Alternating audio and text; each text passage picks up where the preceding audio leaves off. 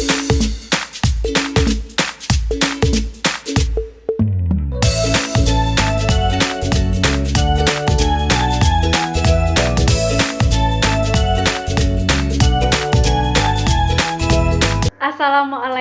warahmatullahi wabarakatuh. Bertemu lagi dengan saya, Devi Rosalia, mahasiswi STKIP PM, Prodi Pendidikan Biologi semester 6. Pada kesempatan ini, saya akan menjelaskan materi tentang fitohormon atau hormon pada tumbuhan. Adapun hormon yang akan saya jelaskan yaitu hormon auksin dan hormon giberelin. Nah, disimak ya.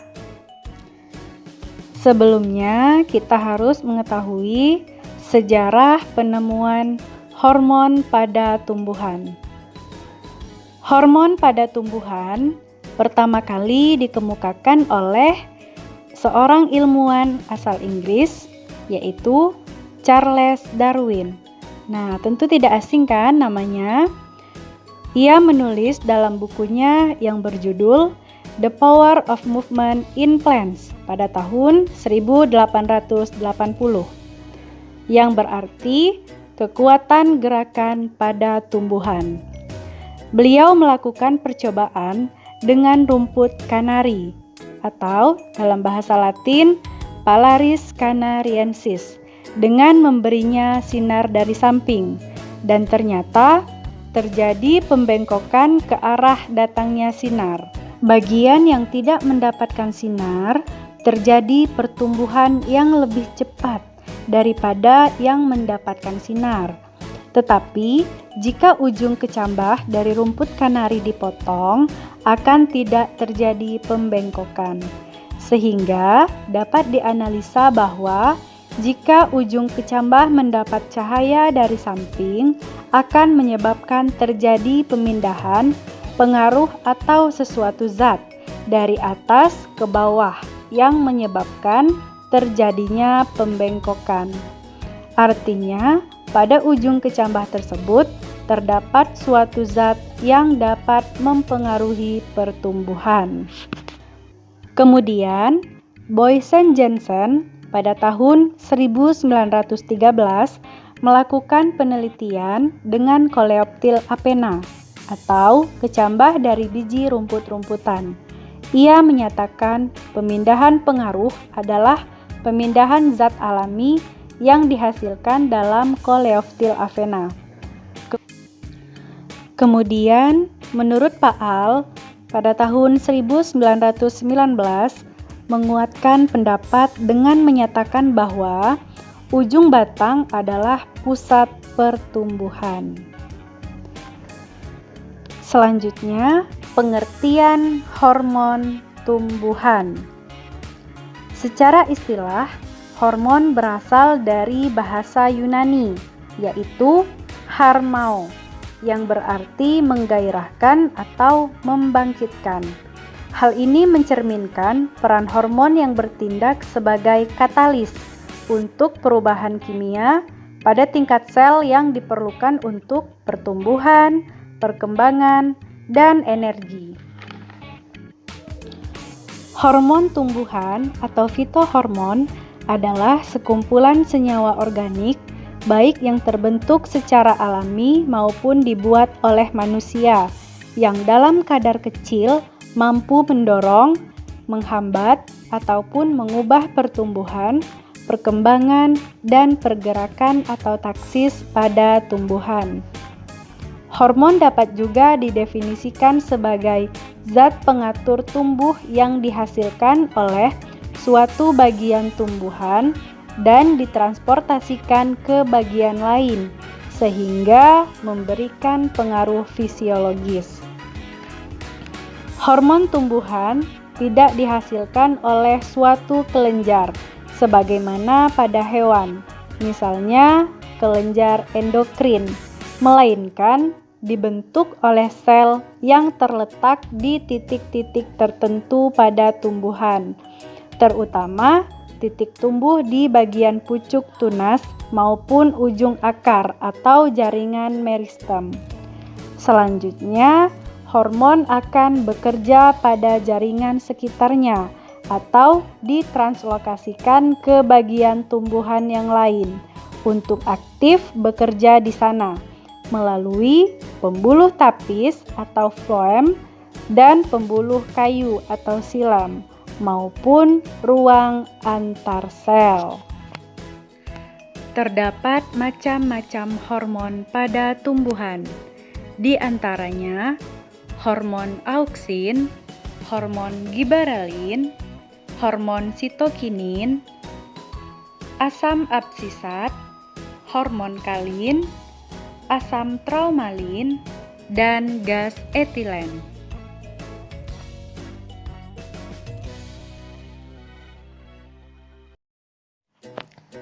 Di sini, saya akan menjelaskan tentang dua hormon yang terkenal sebagai pemicu pertumbuhan, yaitu hormon auksin dan hormon giberelin. Yang pertama, hormon auksin. Sejarah hormon auksin. Istilah auksin berasal dari bahasa Yunani, yaitu auksin, yang berarti meningkatkan. Pertama kali digunakan oleh Frieswend, seorang ilmuwan asal Belanda pada tahun 1926. Ia menemukan auksin pada ujung koleoptil kecambah gandum Avena sativa.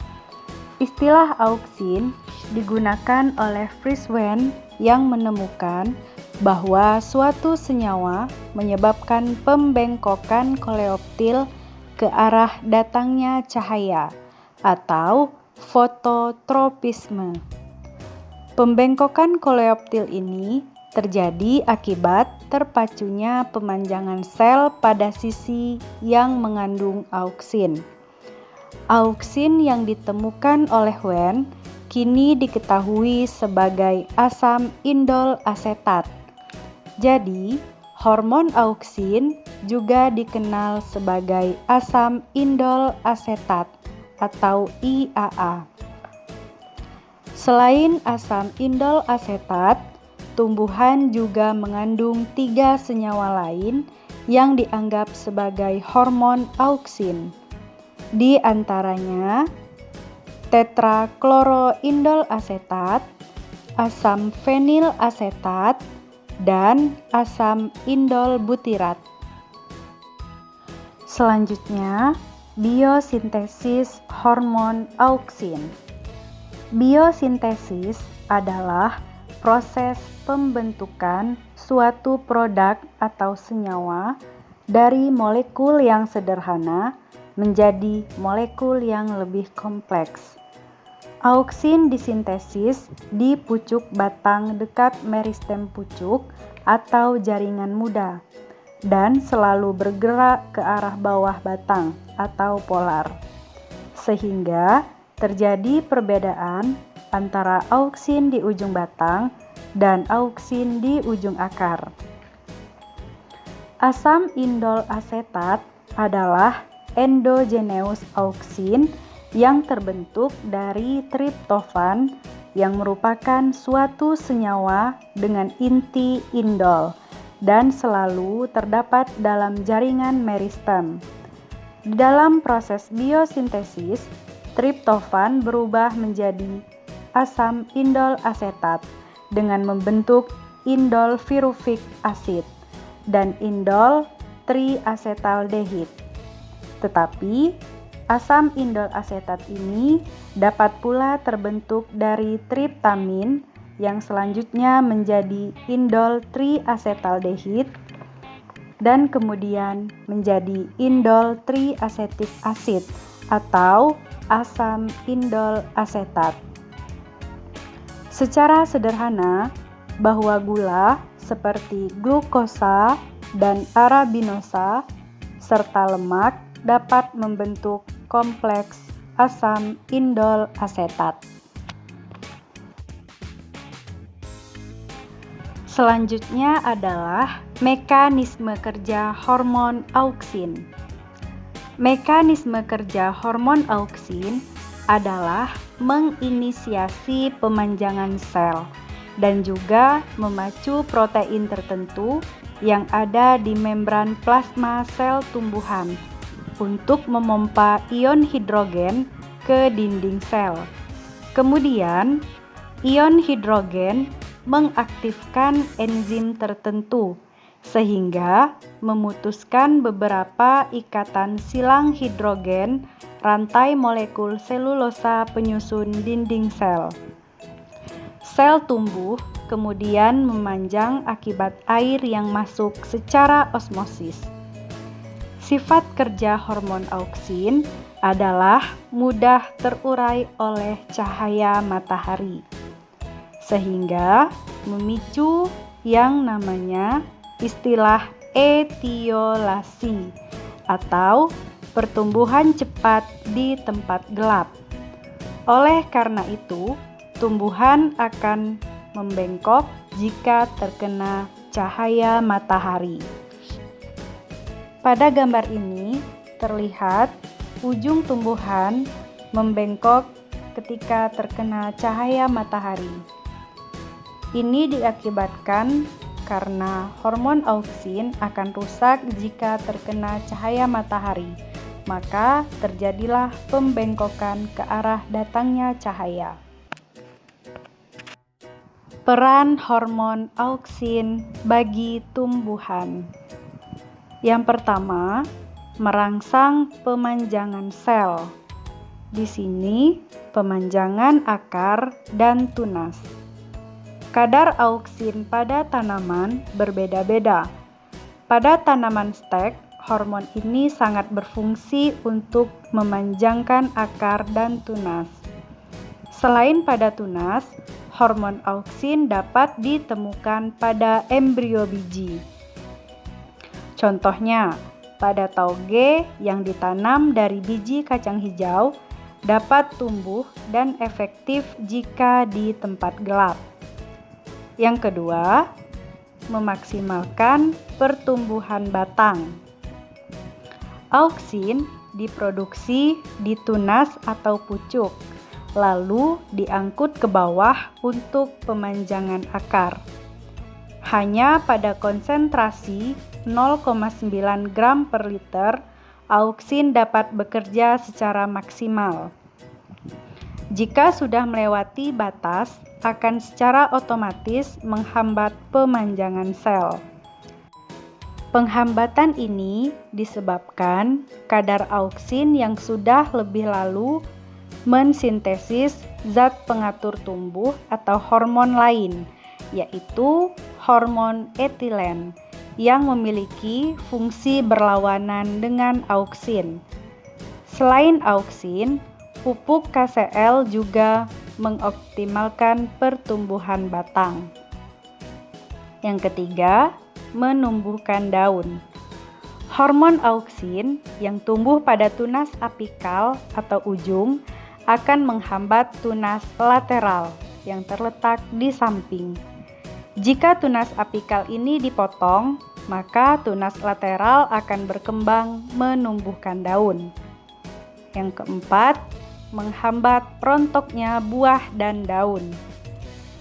Selain manfaat auksin yang sudah dibahas tadi, fungsi yang lain adalah merangsang kambium.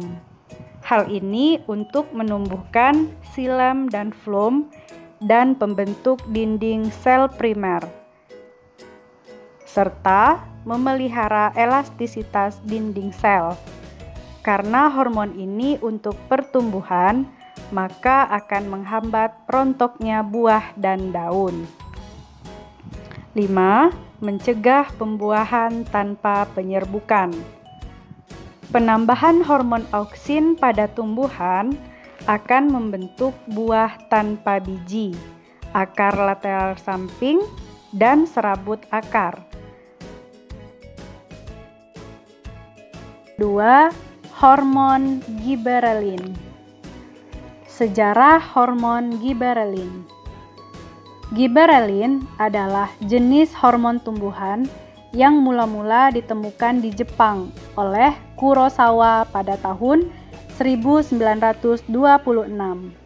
Kurosawa melakukan penelitian terhadap penyakit yang bernama Bakanae yang menyerang tanaman padi. Adapun penyebab dari penyakit ini adalah jamur Gibberella fujikoroi.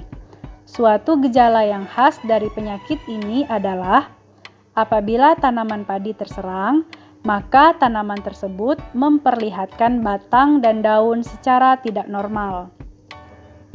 Maksudnya, tanaman padi melebihi tinggi dari tanaman padi pada umumnya. Warna daun hijau kekuningan dan memucat, serta ukuran akar yang lebih besar. Kemudian, Kurosawa berhasil mengisolasi Gibberella fujikoroi ini dan menginfeksikan kepada tanaman yang sehat. Akibatnya, tanaman yang terinfeksi itu memperlihatkan gejala yang sama seperti sebelumnya. Selanjutnya, pada tahun 1930, Yabuta dan Hayashi berhasil mengisolasi suatu senyawa aktif dari jamur Gibberella fujikoroi yang dinamakan gibberellin. Pada tahun 1951,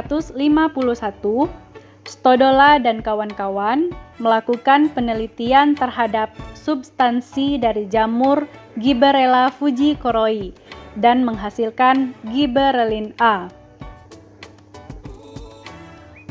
Sesudah studi yang mendalam, diketahui bahwa gibberellin A terdiri dari sekitar 6 macam gibberellin yang disebut GA1, GA2, GA3, GA4, GA7, dan GA9.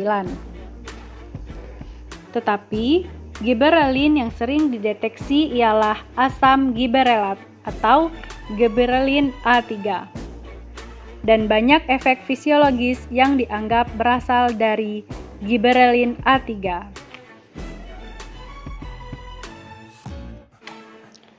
Biosintesis gibberellin.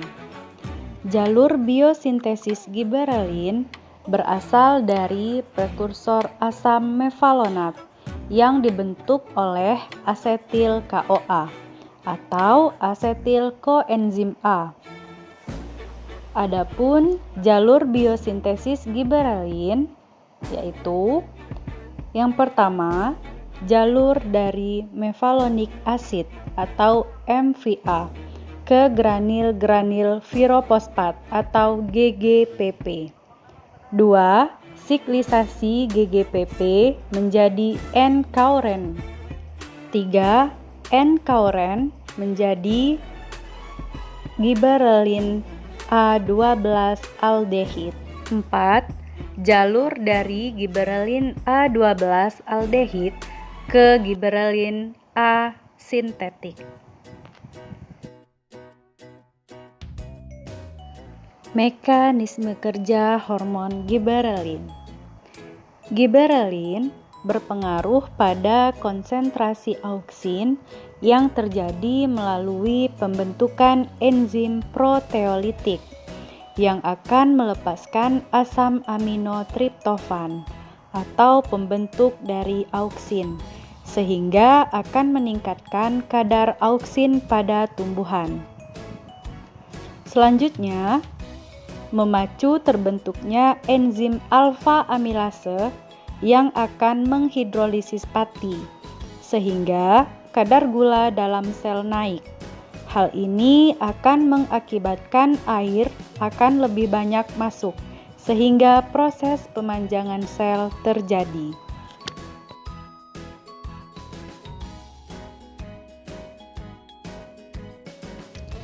Peran hormon gibberellin pada tumbuhan. Yang pertama, pemanjangan batang. Artinya, hormon gibberellin dapat memicu pemanjangan dan pembelahan sel batang sehingga batang menjadi tinggi. 2. Membantu proses pembungaan lebih cepat.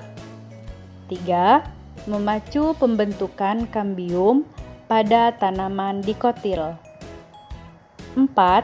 mematahkan dormansi atau mempercepat perkecambahan.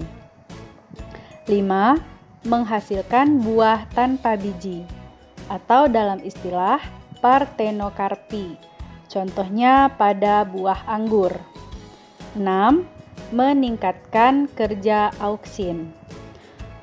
Hormon ini juga dapat berimbas pada jumlah buah yang dihasilkan, yaitu buah menjadi lebih banyak dan mampu menjaga ketahanan buah lebih lama setelah dipanen. Jadi, secara garis besar, hormon auksin berperan dalam membantu meningkatkan pertumbuhan dan menghindari tanaman kerdil.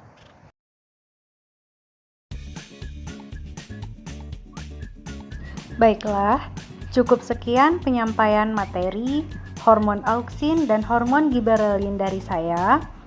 Mohon maaf jika terjadi kesalahan. Terima kasih atas perhatiannya. Wassalamualaikum warahmatullahi wabarakatuh.